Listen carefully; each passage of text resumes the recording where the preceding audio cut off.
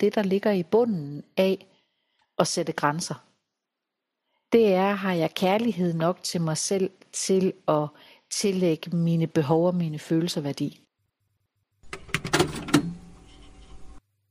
Udsendelsen er sponsoreret af tanjaeskesen.dk. Venlig, men aldrig tam.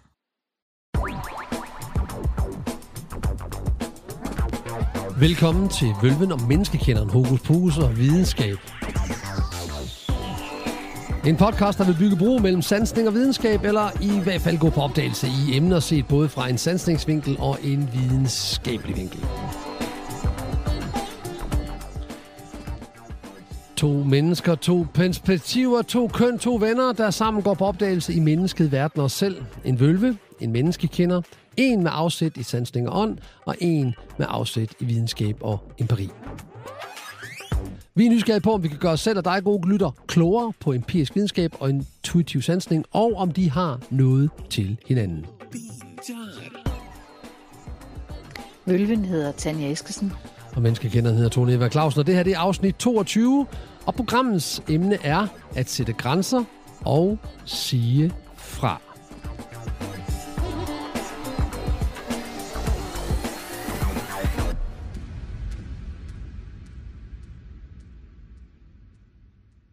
Hej Tanja. Hej Tone. Er du klar til at sige fra?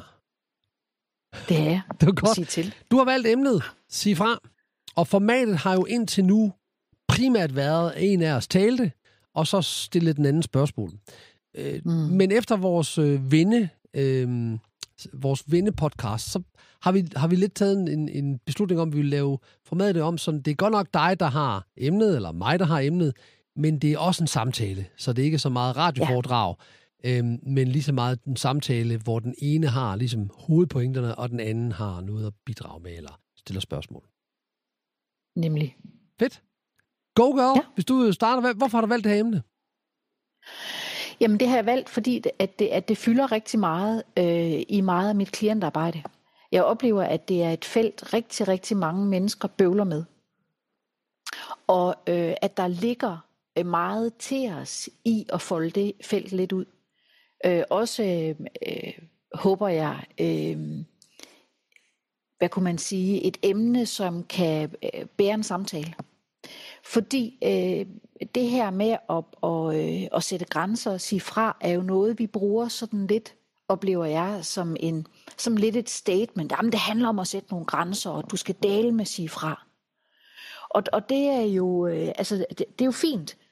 Og jeg oplever også, at det at være i stand til at sige, ikke alene sige fra, men faktisk også at sige til, for det kommer vi også til at snakke lidt om, det er fuldstændig eksistentielt i forhold til at kunne være i livet og i verden. Altså, det rammer simpelthen ind i vores eksistensberettigelse. Så hvis det felt er vanskeligt, så er der en risiko for, at livet er et lidelsesfyldt sted at være. Fordi rigtig tit, så hvis man har sådan en oplevelse af det her med grænser, at det er en svær ting, og det måske er svært at mærke, hvor er en grænse hen, og hvornår er det rimeligt, man skal sætte den. Altså at der er meget tvivl, og måske meget, hvad vil jeg kalde det, fluffighed. Altså at det bliver sådan meget uhåndgribeligt i det her felt. Så oplever jeg simpelthen, at der er rigtig, rigtig mange ting, der bliver sværere. Kroppen vil måske også reagere på det. Altså hvis ikke man har en oplevelse af selv at kunne sige til og fra, så vil kroppen forsøge at gøre det. Så der ligger rigtig meget i det felt. Og det jeg oplever, der måske er, eller der hvor jeg godt kunne tænke mig at starte samtalen egentlig, det er det her med, at for overhovedet at kunne sige fra, set fra min optik, så handler det om at anerkende, at mine behov er vigtige nok. Altså at jeg anerkender mine behov, og dermed, måske kunne jeg sige, står op for dem. Så det at sætte grænser kunne jeg godt tænke mig at vende lidt, så at det ikke handler om at vælge andre fra. Det handler ikke så meget om at sige nej til andre, som jo ofte er det fokus, vi kan få, og som det, som kan være konfliktfyldt eller svært. Men at det rigtig, rigtig meget handler om at sige ja til sig selv. Og konsekvensen af at sige ja til sig selv, kan så blive, at man er nødt til at sige nej til andre, eller sætte grænser i forhold til andre. Ja, og det er meget interessant, fordi du sætter lighedstegn mellem det her med at sige fra, som at det bliver en konfrontation, eller en konflikt, og skal sige fra, eller sætte grænser. Og det interessante i det danske sprog er, at de to ord betyder vidt forskellige ting. Konflikt betyder sammenstød, og konfrontation betyder vende sig imod. Og hvis man først begynder at øve sig i at konfrontere, så finder man ud af, at hvis man laver konfrontationen tidligt nok, så kommer der faktisk ofte slet ikke nogen konflikt, altså et sammenstød. Men der er noget i det her med, du siger, med behovet, ikke? Er mine behov gode nok? Og der er sådan noget hensynsbetændelse nogle gange. Men nogle mennesker siger, at mit behov, det er også andres behov er vigtige, eller det kan jeg ikke være bekendt over for de eller den, eller det er åbenbart vigtigt for hende, og for mit vedkommende er der mennesker, der sådan har brug for at gøre et eller andet imod mig, som jeg ikke bryder mig om, men det må være vigtigt for dem, så lader den gøre det, selvom at det er behæftet med ubehag. Og det er det, du mener med, at det skaber en lidelse, at man ikke har fokus på sine egne behov, og tror, at det at have fokus på sine egne behov måske er lige med, at der sker noget negativt. Ja, eller at man er egoistisk. Ja. Og det tror jeg i hvert fald, der ligger i det, at altså det er i hvert fald det, jeg oplever, der meget ofte ligger i det felt omkring at sætte grænser og sige til og fra, når jeg arbejder med kvindelige klienter. Det er, at når vi går på opdagelse i det her, med hvad er overbevisningerne, hvad er det, de tror, der kommer ud af at sætte grænser, hvad rører det ved, så kommer vi meget, meget ofte ind omkring en oplevelse af, at det er lidt forbudt, fordi det er egoistisk. Altså det at anerkende, at mit behov har, jeg har lyst til at sige forrang, at det er lidt ulovligt, og det er egoistisk, og måske endda faktisk lidt ondt. Så for nogen vil det være en oplevelse af, at hvis jeg prioriterer mine egne behov, så skader jeg nærmest verden. Der er inde i det felt, hvor der selvfølgelig også bor meget frygt, og der bor arv, og der bor alle mulige mærkelige ting. Der oplever jeg, at vi har sådan en meget sort-hvid tankegang. At det er enten mig eller den anden. Er det nulsumsspil? Der er 100 på, det er enten sort eller hvidt. Undskyld, jeg afbryder dig, men det er det, du mener, ikke også? Det er et nulsumsspil. Ja. Og derfor kan man sige, det overhovedet at begynde at have den her samtale om grænser og om behov, så tror jeg, man er nødt til også at kigge på, hvad er det egentlig at være egoistisk? Fordi det er det jo, så at sige, mit behov i den her sammenhæng, og der snakker jeg jo i forhold til andre voksne, jeg snakker ikke i forhold til at svigte sine børn, og altså vi kan finde alle mulige undtagelser, ikke? Men vi snakker nu snakker vi imellem ligestillede voksne. Så vil mange kvinder opleve, at det at prioritere mine egne behov, det er forbundet med at være ond. Og hvem har lyst til at være ond? Så vil man gerne ind i det felt, så oplever man nødt til at lukke noget af luften ud af det her sort-hvide og ond, og det er mig eller de andre, og hvis jeg vælger mig selv, så lider verden. Fordi jeg tror, det er der hensynsbetændelsen bor, og det synes jeg faktisk er et rigtig, rigtig træls ord. Hensynsbetændelse? Fordi at det lidt bliver, der er noget skyld i det. At hvis man er sådan en med hensynsbetændelse, så er man underforstået en lille smule dum, og så er det ens egen skyld. Og det her, det bor jo faktisk et sted, altså det er jo ikke fordi, at altså, det er jo ikke et forsøg på at være dum, at man ikke får sat grænserne. Fordi vi er inde i et meget pudsigt felt i rigtig mange, og nu taler jeg jo primært fra det kvindelige aspekt, fordi nu er det der, jeg bor, ikke? Og der jeg har mest erfaring. Men der er et felt omkring det her med at sætte grænser og være grænseløs. Fordi hvis man er grænseløs, så er det også ens egen skyld. Og hvis man har for hårde grænser eller er for egoistisk, så er det heller ikke ønskværdigt. Og det vil sige, det felt i rigtig mange, nu siger jeg kvinder, og det kan også være, det findes i rigtig mange mænd, det er altså noget af en balance på en knivsæg. Fordi at yderpunkterne er så voldsomme.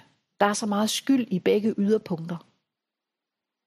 Så jeg oplever virkelig, det er et felt, der er noget på færre i, og der er meget lidelse i. Og det er jeg fuldstændig enig med dig i. Men der sker rigtig mange ting i det, du siger. Ja. For det første, så kan jeg jo ikke lade være med at blive provokeret af, at du synes, at det er et dårligt ord, hensynsbetændelse, fordi det er sådan et ord, hvad jeg bruger. Så det har jeg får jo lyst til at gå i forsvar og komme med en forklaring. Men det andet, og det er måske virkeligheden der, at vi er uenige, hvis vi er det. Det ved jeg ikke, om vi er. Ja, du bruger ordet skyld rigtig mange gange. Det er din egen skyld. Det er din egen skyld, hvis du gør det her. Det er din egen skyld, hvis du gør det her. Og jeg har det rigtig, rigtig, rigtig svært med skyld. Og med skam. Og jeg kan ikke se, hvad det har til os. Især hvis det er noget skyldsspørgsmål. Altså, fordi hvad kan skylden andet end bebrejde? Og hvad kan bebrejdelser gøres? Der er ikke ret meget læring i skyld, enten at jeg skal føle mig skamfuld, eller jeg skal på en eller anden måde føle mig dårlig. Altså, der skal nok være noget læring, ligesom der jo også er næring i en plade chokolade. Det er bare ikke verdens bedste form for, hvis du kan vælge, så er der måske ting, der er bedre for dig, både i hvad man snakker, kalorier, fedtstoffer og proteiner. Og det er heller ikke fordi, at jeg har en oplevelse af, at skylden har noget til os, Tony.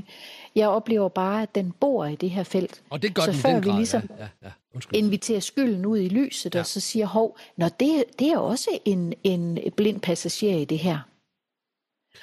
Og så kan vi jo begynde at træffe nogle valg i, men er det egentlig det, vi helt grundlæggende tror på?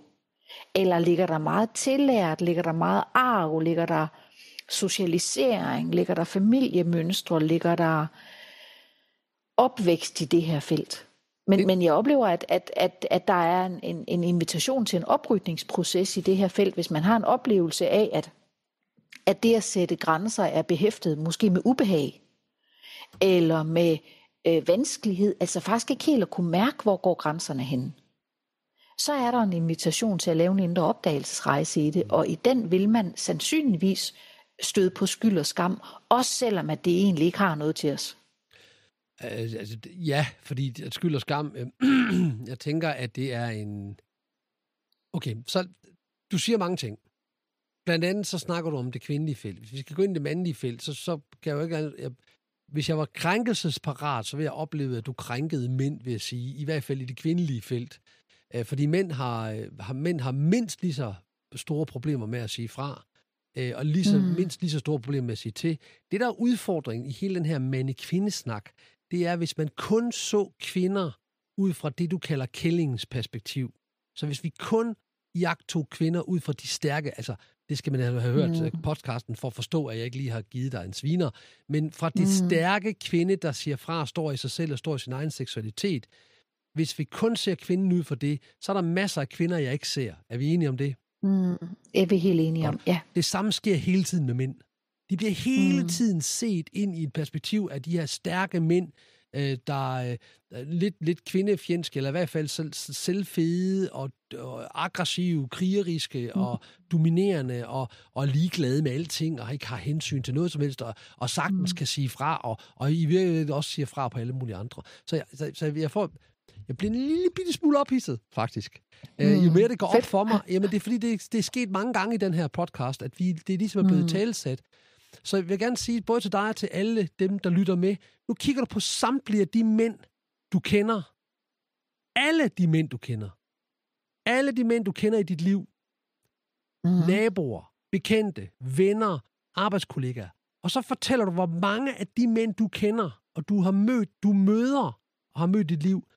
Hvis der er 1000 mænd, er der så 998 af dem, der er stærke mænd, der står op og siger fra og tager kommandoen og nedlægger kvinder og er største bidrag yder og siger, hold kæft, Kælling, det er mig, der snakker nu. Du ved, ham der flyttemand, hvad fanden var det, han hed? Han hed sgu da Claus, gjorde han ikke det? Nej, det var jo dyrhandleren, der hed Clausen. Det var Olsen. Flyttemand Olsen. Ja. Som man kun forstår, hvis man er gammel nok til at huske en tv-serie på DR, der hed Huset på Christianshavn. Så de fleste vil komme frem til, nej, det er ikke alle mænd, der er sådan. Det er faktisk slet ikke flertallet. Så der er masser af mænd, altså masser af mennesker, der føler, at det er svært at sige fra. Over for chefen, over for deres partner, over for deres børn, over for deres nabo, over for folk i trafikken. Der er masser af mennesker uden køn, det er forskellige ting, vi har svært ved at sige fra overfor. Fordi der er forskellige ting, der er vigtige for os. Og det er jo kun interessant at sige fra over for noget, der er vigtigt for os. Og derfor tror jeg, at du som kvinde kigger på os mænd, og kigger og siger, at de har ikke det problem, jeg har. Nej, det har de sandsynligvis ikke inden for det felt, som du har. Altså inden for de ting, du siger fra overfor. Det er meget nemt for mænd at sige, at de ikke forstår, hvordan det er at få seksuelle tilnærmelser. Fordi de færreste mænd har aldrig prøvet at få en uønsket seksuel tilnærmelse. Det er sandt. Og det er fordi kvinder jo ikke er lige så seksuelt aktive på den måde, som mænd er. Det er de færreste mænd, der har prøvet, fordi de fleste ledere er mænd, at blive talesat som svag, fordi han er en mand.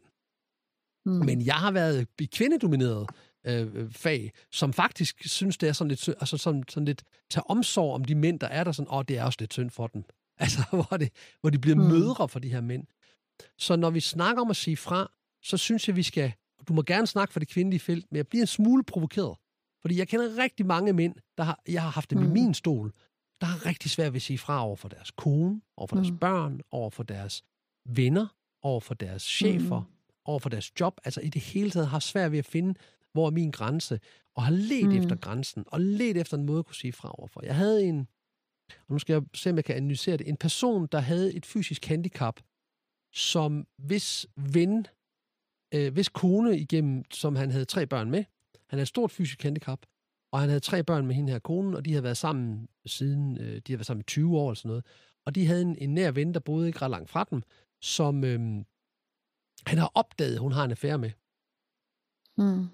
Og de har jo et hus, og de har nogle børn, og de her børn er ikke så, de er gamle, de er i puberteten, eller de er ikke helt unge mere. Og han ender med at gå fuldstændig, at kommer i min stol, fordi han ikke kan fungere. Fordi at på en eller anden måde synes han ikke, han kan sige fra.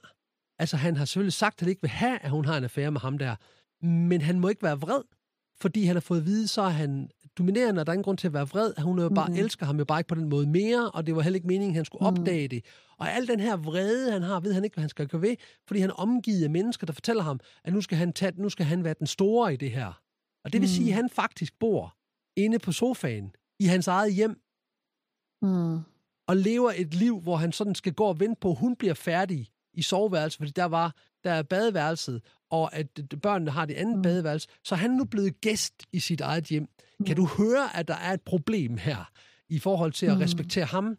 Det er hende, der har valgt en anden fra ham, men det er ham, der betaler, for han kan ikke sige fra, og han ved ikke, hvad han skal gøre i sin vrede, og han vil bare gerne have, hvordan håndterer jeg det her, Tony, på en konstruktiv måde, fordi det er jo forkert at være vred. Og det første, jeg vil sige, det næste, der sker, det bliver, at du bliver deprimeret lige om lidt.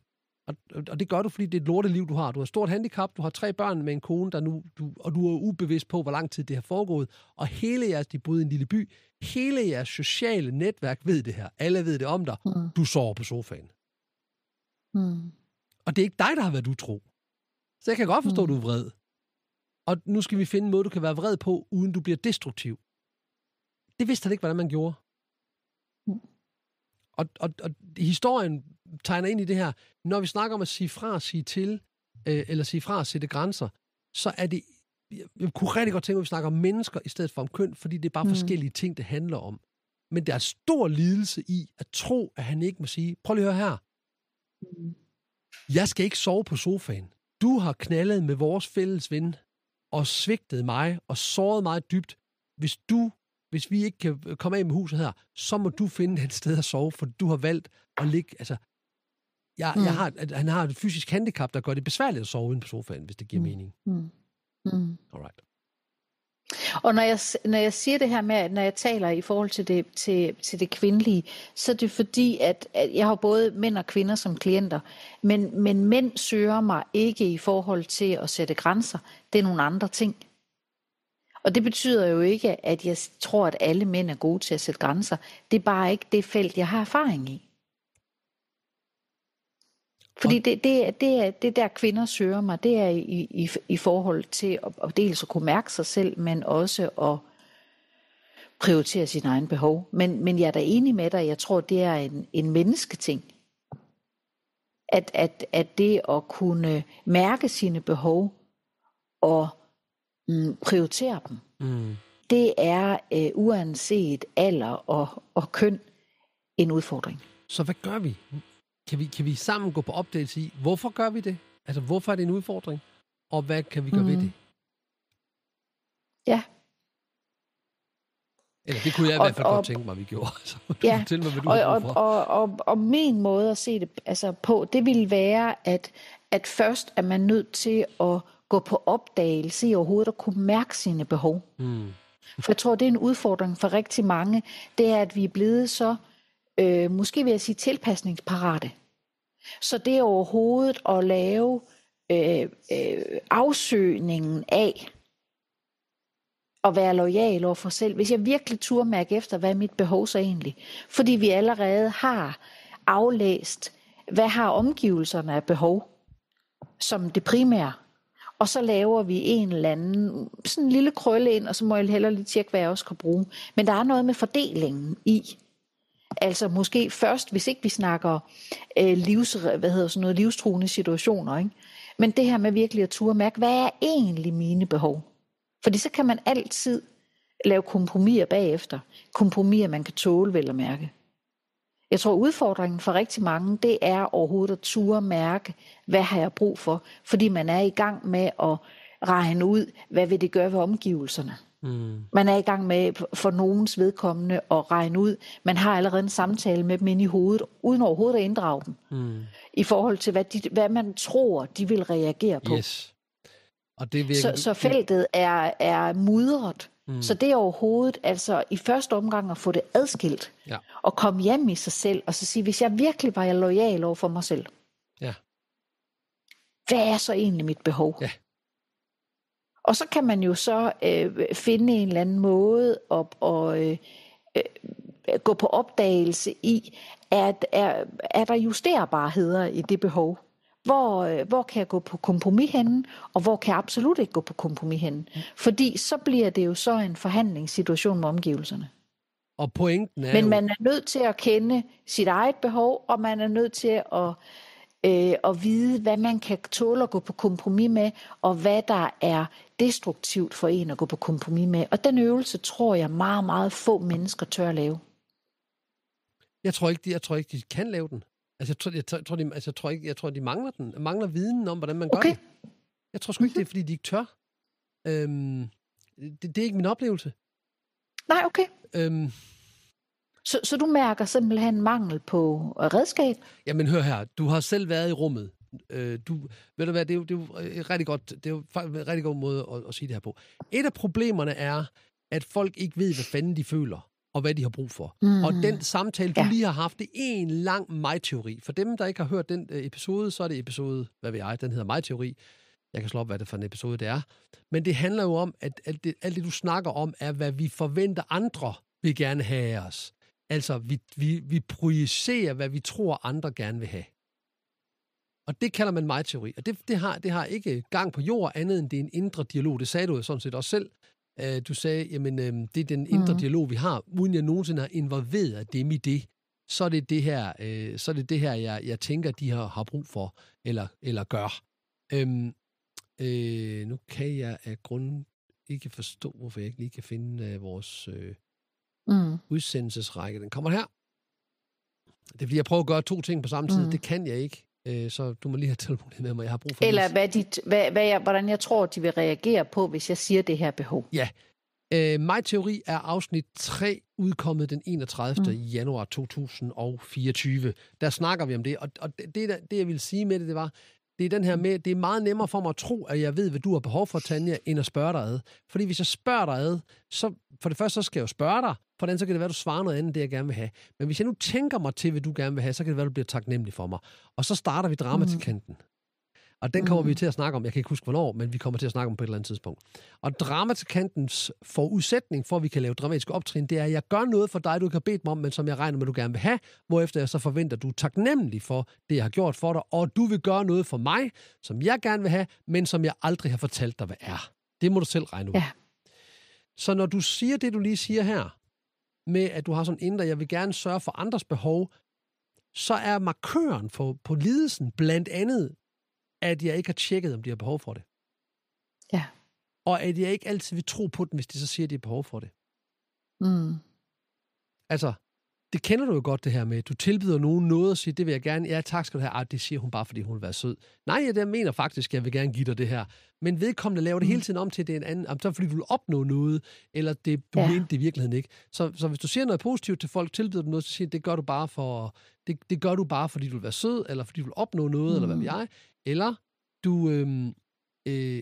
du har en skjult agenda af en eller anden art, så nu laver jeg det om. Men hvis du siger noget negativt, så tror jeg på det øjeblikkeligt, og uden hensynstagen til, om der var andre, og det må være rigtigt, så hvis du synes, at den her kjole er grim, så er det ikke, fordi du har en indre agenda, så er det simpelthen, fordi den er grim. Og min pointe, min 3., eller 4., eller 5. pointe, det jeg holdt op med til, det er, at jeg tror, at det er, fordi de ikke ved, hvordan. Skal vi prøve at sprede den ud sammen, så anonymiseret, som vi nu kan? Vi 2 har været i rum i 2 dage, i et fællesskab, hvor jeg var underviser, og der var en person i rummet, som ikke virkede, som om personen havde lyst til helt at være der. På udfordringen af, hvad har du brug for, så svarede personen, det ved jeg ikke lige nu. Så spurgte jeg vedkommende, om vedkommende lyst til at være der, så svarede vedkommende noget retning af, at det kunne vedkommende ikke lige helt finde ud af. Så stillede jeg følgende spørgsmål, og det er i virkeligheden det er den samme strukturelle måde, jeg stiller spørgsmålet på til alle mennesker, der ikke ved, hvad de føler. Så sagde jeg, du kan godt lide mig. Er det rigtigt forstået? Det ved jeg, han kan. Hun kan. Jeg ved, personen kan lide mig. Jeg kan også godt lide personen. Så sagde jeg til personen, så vi kan lide hinanden, så hvis det nu var mig, der sad i den situation, du sidder i lige nu, hvad vil du så ønske for mig?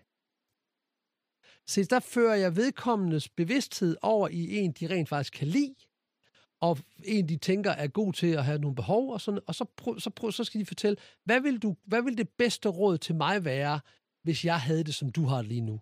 Og så kom svaret forholdsvis prompte, jamen så skal du gøre det der. Eller så skulle du have gjort det der. Og så sagde jeg, okay, så det skulle jeg have gjort. Nu gjorde jeg det ikke. Nu er jeg jo der, hvor jeg er nu. Så i den situation lige nu, hvis jeg sad i den situation lige nu, som du sidder i lige nu, hvad vil du så gøre? Og så kom svaret også prompte, jamen så skulle du gøre det her. Hvorefter vedkommende lige pludselig fik forbindelse til sit behov. Men det var proxy, det var igennem mig, de fik forbindelse. Altså ikke igennem mig som Tony Eva Claus, men igennem en anden person, de kunne lide. Og det er det, jeg kalder dit barn-testen. Og jeg bruger det igen og igen og igen. Hvis dit barn var i dit voksne barn var i den her situation, hvad vil du så ønske for barnet? Fordi så kan folk fandme lige pludselig finde ud af, hvad deres behov er. Fordi ja, og det tror jeg faktisk,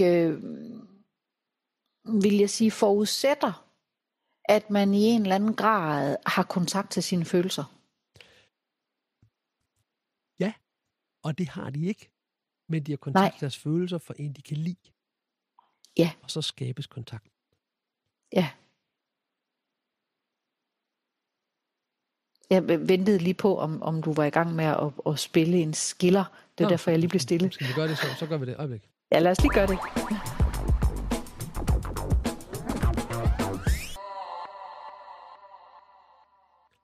Altså, synes du, vi skylder en skiller, så kan jeg spille en mere? Nej, det er så fint. Check.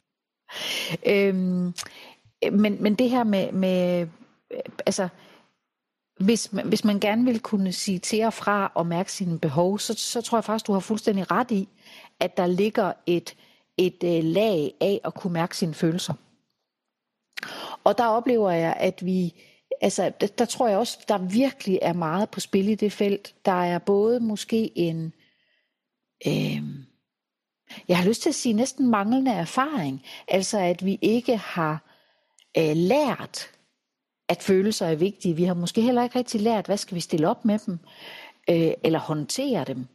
Og det vil sige, hvis man har lært, at følelser er sådan noget besværligt noget, så kan man jo i en eller anden grad miste kontakten til dem. I hvert fald de dybere følelser. Det vil sige, at der kan ligge følelseslag, og det vil blande sig, når man så laver den her øvelse, du beskriver med mit barn-øvelsen.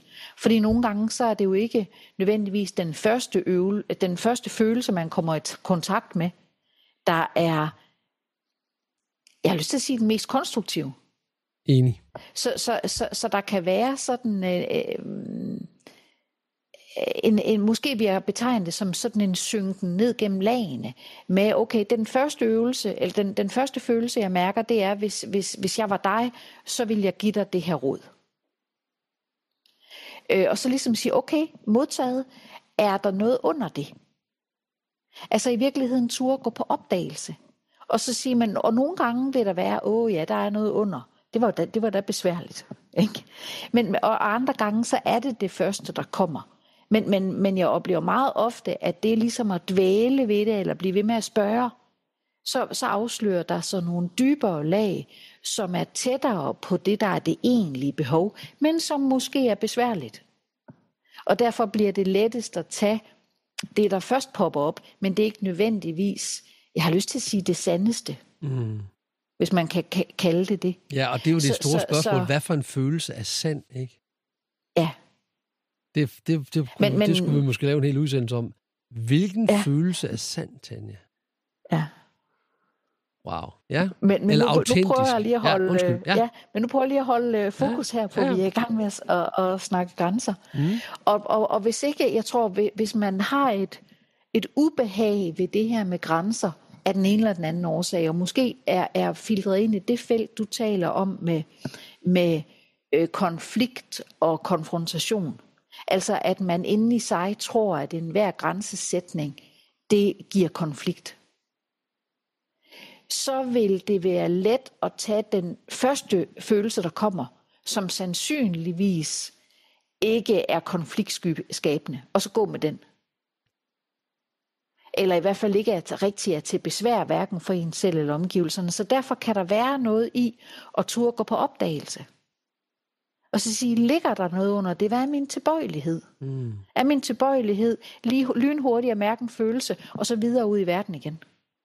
Fordi jeg er utrænet i måske at mærke følelser, og også vide, hvad stiller jeg så op med dem, når jeg mærker dem? Altså, jeg tror, at noget af det, der er allersværest for mange mennesker, det er faktisk at håndtere det, vi føler. Altså, og hvad skal man så stille op med store følelser af vrede, eller som du talte om med sofamanden, ikke? Altså, hvordan skal vi håndtere de her felter? Og så vil det være nærliggende for mange mennesker, simpelthen ikke at beskæftige sig med følelsen, fordi hvis ikke den har et udfaldsrum, eller hvis ikke vi ved, hvad vi skal stille op med den, når vi er bange for konflikt, jamen så vil det være lettere at fraspalte eller undertrykke. Og så bliver grænsesætning rigtig, rigtig svær. Fordi vi kommer ind i sådan, for mig at se, sådan en eller anden form for zombie-tilstand, hvor det indre kompas, altså det vi styrer efter, måske også snorer lidt, fordi der simpelthen er forvirring på de indre linjer om, hvad er mig, hvad er omgivelserne, hvem har egentlig brug for hvad. Og det bliver nogle, hvis jeg skulle vende det positivt, så vil jeg sige interessante valg, vi træffer i det felt. Ja. Eller lidelsesfulde. Ja, kan du ikke sige, når du siger interessante, det er jo sådan en kode, du og jeg har, så vi begge to forstår. Ja. Men det er jo ikke sikkert, at lytteren forstår, hvad vi mener med interessant. Men lidelsesfulde valg. Ja. Fordi der er en risiko for, at man laver små handler eller små kompromiser. Og så kan man sige, så vågner folk lige pludselig op 10 år senere, så siger, hvordan endte jeg her? Det har jeg da ikke valgt. Jo, på en måde, men det har været med bitte små justeringer, man ikke synes, jamen det koster mig ikke noget. Men justering på justering væk fra det, man egentlig havde behov for, så risikerer man at ende et sted, der er meget langt fra det, man egentlig oplever sig selv stå for. Ja. Og der er lidelse i det felt. Og jo arbejde for, hvordan kommer man tilbage på kursen, ikke? Og det vil jo meget ofte indebære at sige ja til sig selv, altså vælge sig selv til, og dermed potentiel konfrontation eller konflikt med omgivelserne. Så dit budskab er sådan en magiterning af dit budskab. Hvad ville det der, hvis du skulle sådan kode det ned til en one- eller two-liner? Så ville det være et tillæg dine følelser værdi, og tur gå på opdagelse i dem. eller tur, det ved jeg godt, det er ikke det ord, er du så ikke så vild med. Nej, men jeg har ikke noget, prøv at høre, jeg har ikke noget problem med at sige ture. Men ture kom bare et spørgsmål, kom bare et andet sted, nemlig de tør ikke sige fra, og jeg tror ikke, de ved, hvordan man siger fra. Det er jo det, jeg mener. Men det første, jeg tror det første, hvis man vil beskæftige sig med at sige fra og sige til, altså sige til sig selv, eller sige til omverdenen for den sags skyld, så er man nødt til at kunne mærke sine følelser og tillægge dem værdi. Ja, og for at kunne mærke sine følelser, men det må være at mærke sine følelser, der er udfordringen. Altså først skal jeg mærke mine følelser, og bagefter skal jeg finde ud af, hvordan jeg gør det, og bagefter skal jeg finde ud af, hvordan jeg giver udtryk på mine følelser, og så kommer vi til at snakke om noget, jeg helt vildt gerne vil snakke med dig om, og spørgsmålet er, om vi er for langt inde til, vi kan nå at snakke om det, uden at det bliver sådan en 2 timers podcast. Men pointen her er, at jeg skal først vide, hvad jeg føler, bagefter skal jeg finde ud af, hvordan jeg udlever følelsen, og hvordan siger jeg så fra, når der er nogen, der træder ind over det, og hvem har ansvaret, uden at jeg går i skyld og skam, og du har fået mig til at føle, og vi har jo alle sammen lavet overgreb på andre mennesker, uden vi har opdaget det. Det har vi alle sammen gjort, på den ene eller den anden måde. Det rigtig interessante er, at rigtig mange af dem, der laver overgreb på andre mennesker, fortæller mig, det ikke er et overgreb, jeg gør det, der er det bedste for dem. Jeg gør det, som de har brug for, bliver gjort ved dem. Altså, jeg gør, som de ville have gjort, hvis de havde vidst bedre. Og så taler man jo grundlæggende om et barn. Ja. Men det var ikke børn, vi snakkede om. Det var grandvoksne mennesker. Og det er jo så der, kan man sige, så har jeg lyst til at lægge en reference til vores episode om kærlighed. Ja. Fordi det er jo faktisk noget, vi taler om der. Jamen, hvad er kærlighed for en størrelse? Free, set them free, yeah. Ja, eller min holdning i det felt, jamen hvis man gør noget ud af kærlighed, så skal man sikre sig, at både den, der giver og modtager kærligheden, vokser af det. Ja. For ellers er det ikke kærligt. Det er meget klogt. Og sandt. Og sætte fri og vokse af det. Ja. Men altså, vi har jo rigtig mange indre dialoger med andre mennesker, uden overhovedet at inddrage dem i, hvad man har snakket med dem om inde i sit hoved, og bestemt for, der er den bedste løsning. Ja, det er der. Og det vil sige, at der også ligger noget i at invitere, jeg har lyst til at sige, dialogen ud i det åbne. Og så er vi igen tilbage ved, at det for mange mennesker er fordi det er jo i virkeligheden en grænsesætning. Det er jo, den sker jo i det øjeblik, vi inviterer dialogen ud i det åbne. Og så vil der igen være frygt for konflikt, konfrontation. Og må jeg føle, som jeg føler? Ja. Og hvad gør det ved omverdenen? Altså, så det er jo selvom at vi får det til at lyde relativt simpelt, så er det jo et vældig kompliceret mudret felt for mange mennesker, hvor der er rigtig meget lidelse.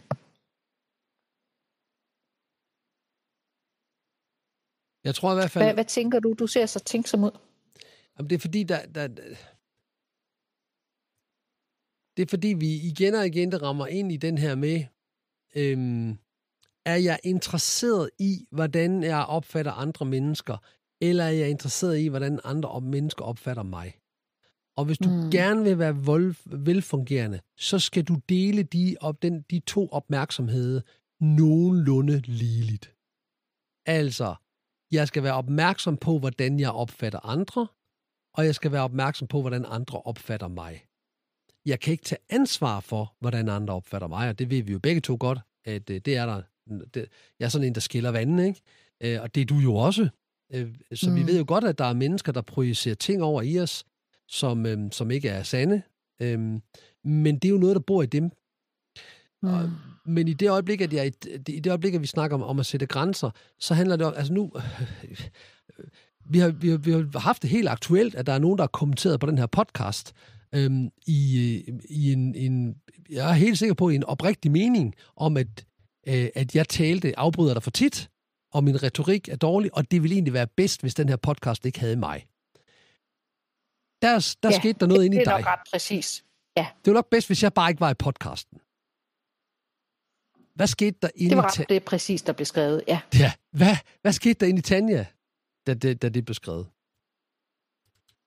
Der er sket rigtig mange ting. For det første, så var der jo sådan et lidt... Jeg sad og kiggede på det der, så tænkte jeg, rent udsagt, hvad fanden skal jeg svare på det? Ja. Altså, det er jo podcastens præmis, at det er jo netop vores rum sammen, som overhovedet giver podcasten mening. Så der var sådan lidt og så går jeg jo altid omkring, kan jeg vide, hvad det er for et felt, de prøver at tale ud fra. Altså, der var 2, der kommenterede. De støttede hinanden i kommentaren. Ja, og hvis jeg nu anerkender, at de taler fra et kærligt sted, ikke at gå i kamp, men ligesom siger, at der er noget i det her felt. Så jeg prøver at lave altså runden rundt, men jo også at være loyal over for mine egne følelser i, hvad er det rammer i mig i det her.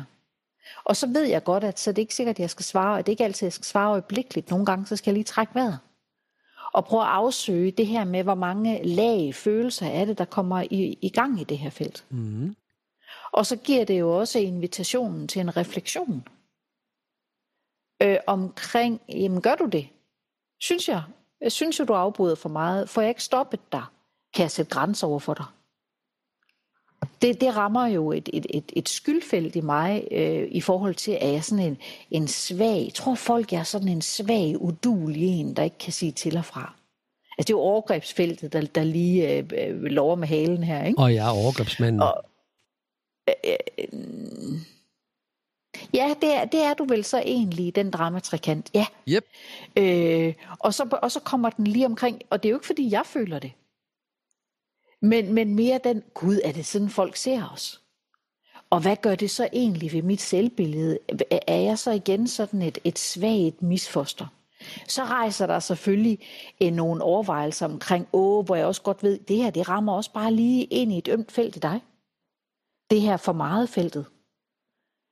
Fordi jeg tænkte faktisk på de ord, du havde skrevet, jeg tror som afslutningen i Salgets virkelighed, din bog om salg, hvor du skriver noget med omkring det her med at være for meget, jamen hvilken del af mig er det så, jeg skal give slip på, eller skære fra, eller sådan et eller andet. Så i det felt er der jo, altså der kommer jo rigtig mange refleksioner ind. Ikke? Nu bliver det meget privat, synes jeg. Jeg skriver her, hele mit liv har andre fortalt mig, at jeg var for meget, der skulle holde min kæft. Faktisk blev jeg selvstændig, blandt andet fordi jeg var træt af at høre mine chefer bede mig om at holde kæft. Det er aldrig lykkedes nogen at lukke munden på mig, eller gøre mig mindre end den størrelse, jeg er. Det er mig umuligt at være andet end mig. Jeg har virkelig prøvet, og er altid endt med at være mere ulykkelig end lykkelig, når jeg begrænser mig selv. Hvorfor er jeg for meget? Hvilken del af mig skal jeg skære væk for at være tilpas? Og hvad kommer det dig ved? Ja, kun det, at uanset hvad verden fortæller dig, så vær dig selv. Du må have fat i noget rigtigt, hvis de, der mangler kærlighed til dig, fortæller dig, at du er for meget og skal holde kæft. Mm. Så det var også omkring mine tanker. Så det, der er meget ofte jo velmenende kommentarer, det træder ind i det her grænsesætningsfelt. Ikke? Og det vil jeg gerne tage fat i, fordi nu var det sådan lidt aktuelt i forhold til det her med at sige fra. Så du får jo lyst til at sige fra over for, eller sætte en grænse over for de her 2 kommentarer, som grundlæggende er, Tony skal tie stille, hans retorik er for meget, han afbryder, jeg kan ikke holde ud at høre podcasten, fordi Tony er der. Og så har du lyst til at trække en grænse eller sige fra. Er det ikke korrekt? Jo, det er det. Jeg ved ikke, om jeg ville bruge... jeg ved ikke, om det er lyst til at trække en grænse. Jo, det er det vel på et eller andet. Fordi det bliver jo sådan et meget mudret felt, ikke? At det bliver næsten sådan et terapeutisk rum, vi har gang i her. Det gør ikke noget. Jeg sveder helt. Gør du det? Og det gør det for mig. Nå, hvis du vil, jeg vil gerne tage den. Altså, nej, det er okay. Fordi jeg tror, der kommer mange ting. Altså, overgrebsfeltet er jo selvfølgelig i gang. Det her med, hvordan ser verden på mig. Så bliver der jo også et beskytterfelt i gang i mig, nemlig, jeg ved lige præcis, hvor det rammer hen i dig, det her. Altså i Tony. I Tony, ikke?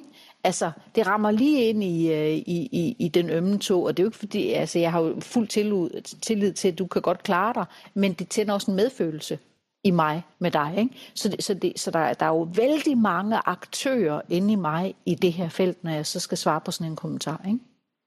Men det tvinger mig jo også til at tage stilling. Og det er jo det, der er gaven i ikke altid at blive strøget med hårene og tiljublet og få tilkastet guldglimmer. Det er jo det, der er gaven i de der beske kommentarer. Det er jo, at man kan gå en runde med sig selv, og så sige, men hvad er det egentlig, jeg mener? Hvad er det, jeg står for? Og hvorfor er det her rum har værdi? Hvad er det, at du nogle gange er skideirriterende afbryder? Hvad er det, der er gaven for mig i det? Jamen, du tvinger mig til at blive skarpere, fordi jeg grundlæggende har tillid til dig. Grundlæggende så stoler jeg på dig, også de gange, hvor jeg synes, at du er konfronterende, eller vi er uenige, eller jeg synes, du er pågående. Så har jeg jo grundlæggende et tillid til, at det udvikler rummet, og at vi spiller hinanden stærkere. Og derfor er det okay. Og det, jeg ville med historien, var, at du ringer til mig, og vi har en samtale om, hvordan man forholder sig til det. Og på daværende tidspunkt, så er jeg fuldstændig ligeglad. Altså, det må de gerne skrive. Det har jeg ikke noget. Det er 2 mennesker, jeg overhovedet ikke kender, ikke forholder mig noget til. De er ikke i min circle of anywhere. De er lige gyldige i alle mulige andre. Den band, der går ud på gaden lige nu, betyder lige så meget for mig, eller lige så lidt.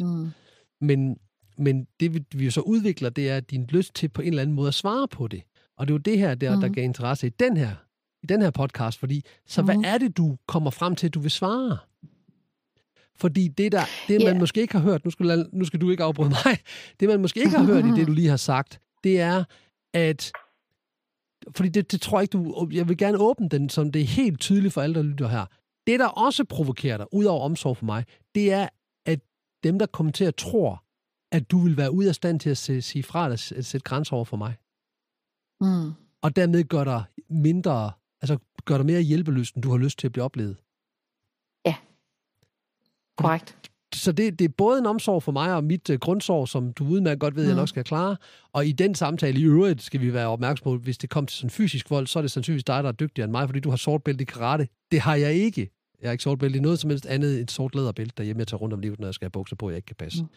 Så min pointe er, at det er lige så meget det, der egentlig var ment, sandsynligt var ment et kærligt sted fra, satte dig et sted hen, hvor du blev til at sige, i hvert fald føle, du skulle gøre dig opmærksom på, her er jeg, altså sige fra, eller sætte grænser, eller sige til. Det synes jeg er det smukke i historien. Og hvad svarede du så?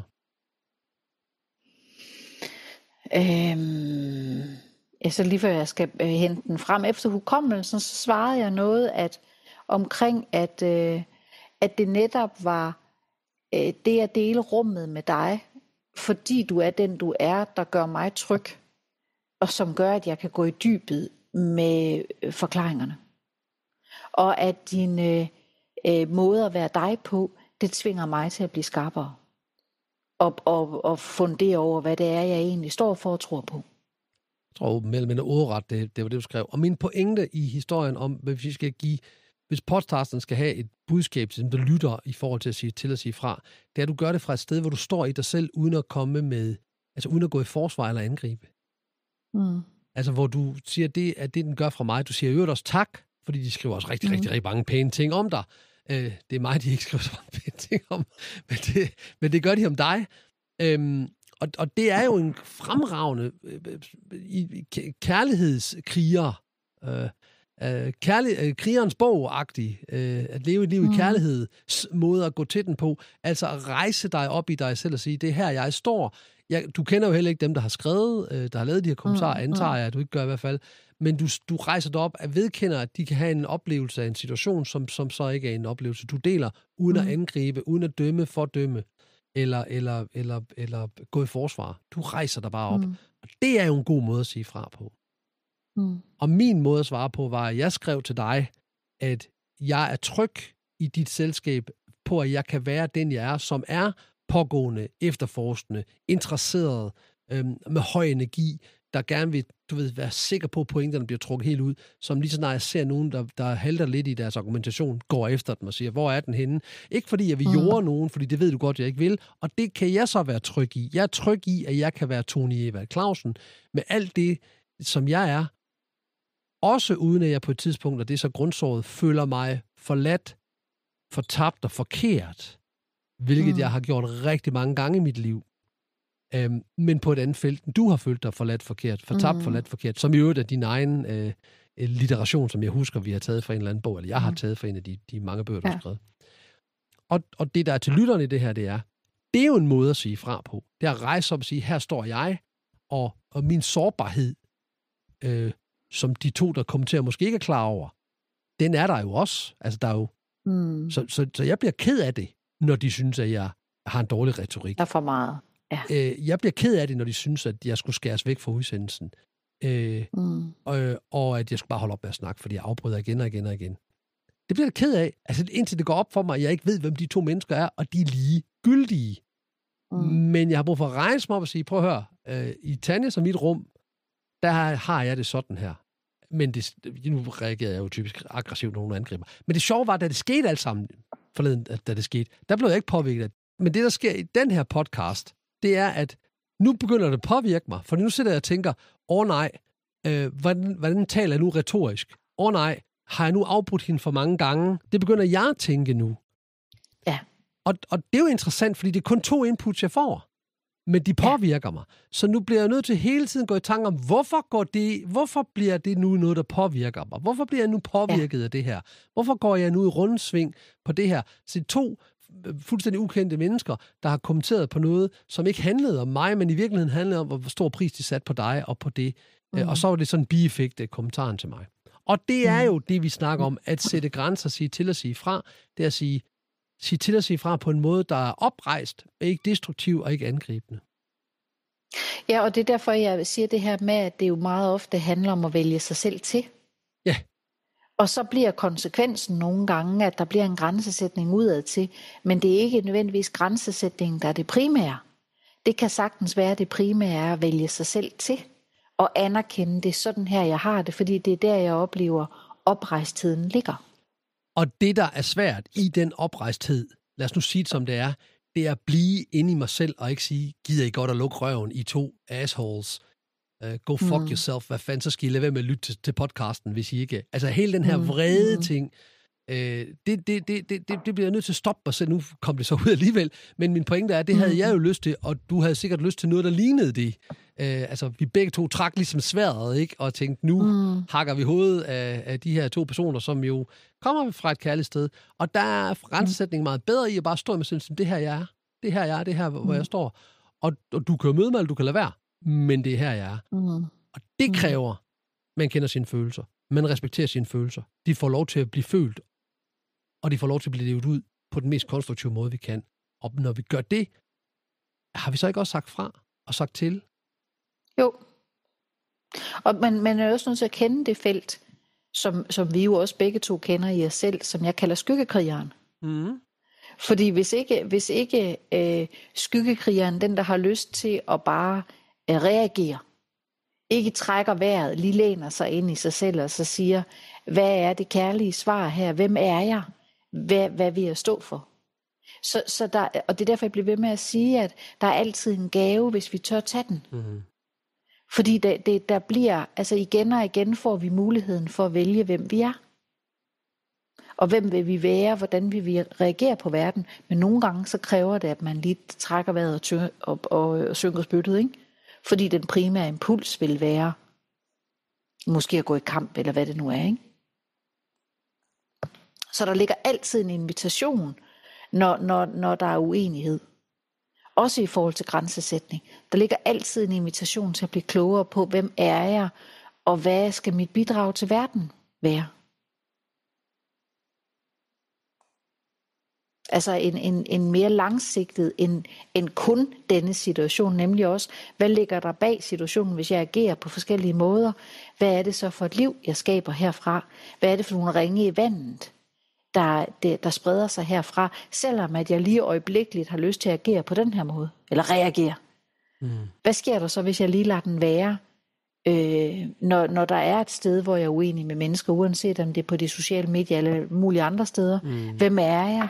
Og hvad står jeg for? Og det er jo i virkeligheden oplægget til ansvar, ikke? Fordi at ansvaret, man står ved siden af svaret på, hvem jeg er. Man tager ansvar. Man står ved siden af, hvem er jeg i den her situation? Hvad er jeg? Det er voldsomt besværligt, for man skal være opmærksom, bevidst og til stede, ikke? Ja. Man kan ikke bare køre på automaten. Og nogle gange. Og nogle gange så vil det, man bare havde tænkt, det her, det kan jeg godt tage som en konfrontation. Altså jeg vender mig imod det og tager det, og så eksploderer det til en konflikt, uden at man overhovedet havde opdaget, hvor den kom fra. Så man kan have de bedste intentioner fra et kærligt sted, og virkelig have forberedt sine ord, og være hjemme i sig selv og tænke, det her, det bliver ikke noget problem at tage den her samtale, hvor jeg skal have sagt fra i forhold til noget. Og så går der fuldstændig ild i det. Og så kan man stå der og tænke, jeg aner ikke, hvad der skete, fordi jeg synes da, at jeg var på plads i mig selv. Ikke? Så det er jo ikke en garanti. Ingen. Men det er noget nemmere efter en god, lang, veludhvilet weekend med kys i nakken, inden man kørte hjemmefra fra sin kæreste og en på vej til arbejde med kun grønne lys og let trafik, og håndtere en konflikt i et oplyst, opvarmet lokale, mens du er udhvilet og mæt, end det er, når du er træt, og du ikke har fået omsorg, og du ikke har fået sovet, og du er våd, og du er kold, og du er sulten. Og så videre. Og så videre. Godt.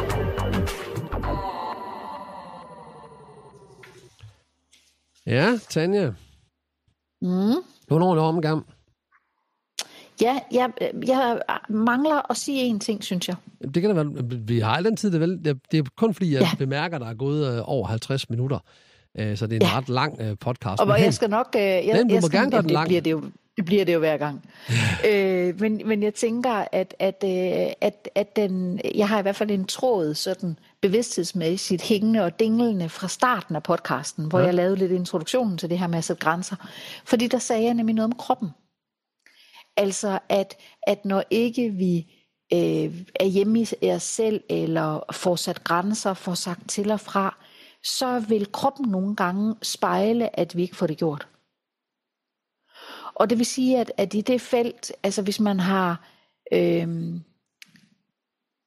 kropslig spænding og sådan en oplevelse af, at kroppen næsten laver en form for panser, så kan det være jeg har lyst til at sige en sladderhank, omkring at der er nogle steder, man ikke er i kontakt med sig selv og får sagt til og fra. Og det kan være en anden måde at arbejde med grænsesætning på, ligesom at så sige, at kroppen viser os faktisk, hvis der er steder, vi ikke er loyale over for os selv. Så det ikke at få sat grænser, kan have nogle ret heftige konsekvenser. Så der, hvor man måske inde i sig tænker, om det her kan jeg godt leve med. Det kan godt være, at kroppen mener, at det kan du faktisk ikke. Så den begynder at spejle mistrivsel. Om det er spændinger, om det er mavepine, om det er hovedpine, om det er mærkelige symptomer, der kommer og går. Men kroppen spejler det. Det kan også være nervesystemet, altså noget, der ligner stresssymptomer, mangel på søvn. Altså, det er ikke bare i rummet med andre mennesker, det er ikke at få sagt til og fra, det viser sig. Det er i høj grad også i det indre univers. Altså mistrivselstilstande, hvis vi nu skal tage den store paraply ud. Ikke? Og det synes jeg egentlig er vigtigt også at sige. Ja, det vil jo du har fuldstændig ret. Altså, følelser skal føles, uanset hvad de er. Og gør de ikke det, så bliver de opdæmmet, og nedtrykte følelser fører til nedtrykthed, der fører til depression, der fører til anspændthed, der fører til det, du kalder stressreaktioner i kroppen. Ikke? Og det er jo en anden måde at få stress på, det der. Og det er jo det, der sker, når folk får stress. Det er, de får jo ikke sagt, at stress opstår jo, altså det psykiske stress, vi snakker for folk, de bliver stresssygemeldt, det opstår jo netop i, at de aldrig får sagt fra, eller får sat grænser. Ja, og faktisk måske ikke registrerer, at de ikke får det gjort. Ja, de ignorerer i hvert fald, at du har ret. Ja, altså, der er jo masser men kroppen registrerer det. Ja. Men kroppen registrerer det. Det kan godt være vores bevidsthed, hjerne, et eller andet, ikke? Men kroppen, den registrerer det. Den viser meget tydeligt, at der er mistrivsel på færde. Og spørger man folk, der har været stressramte, om de, når de kigger tilbage nu, godt vidste det, så svarer de næsten alle sammen, jamen jeg kan godt mærke, men jeg troede, jeg godt lige kunne klare den næste, du ved, hoppe til den næste isflage, eller den næste isflage, bare lige hen til næste weekend, eller lige hen til næste ferie. Eller næste ferie, eller næste deadline, og så får jeg ro igen, og så det gør de overhovedet ikke. Og det vidste de godt, men de troede, de overvurderede sig selv, og undervurderede, hvor vigtigt det er, man har kærlighed til sig selv. Så det er måske i virkeligheden det, der ligger i bunden af at sætte grænser. det er, har jeg kærlighed nok til mig selv til at tillægge mine behov og mine følelser værdi. Mm.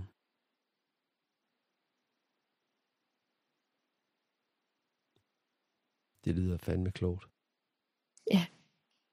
Jeg tænker, det er sådan et godt sted at lande den. Således formidlet og forhåbentlig beriget gik vi på opdagelse i det her med at sige fra og sætte grænser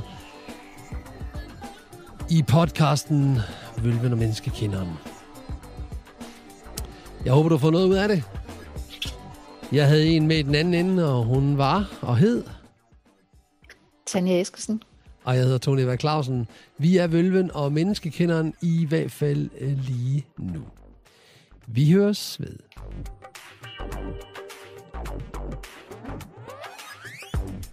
Udsendelsen er produceret af Menneskekenderen.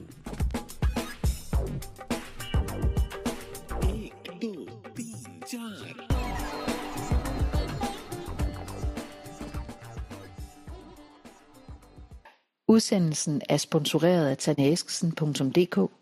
Venlig, men aldrig tam.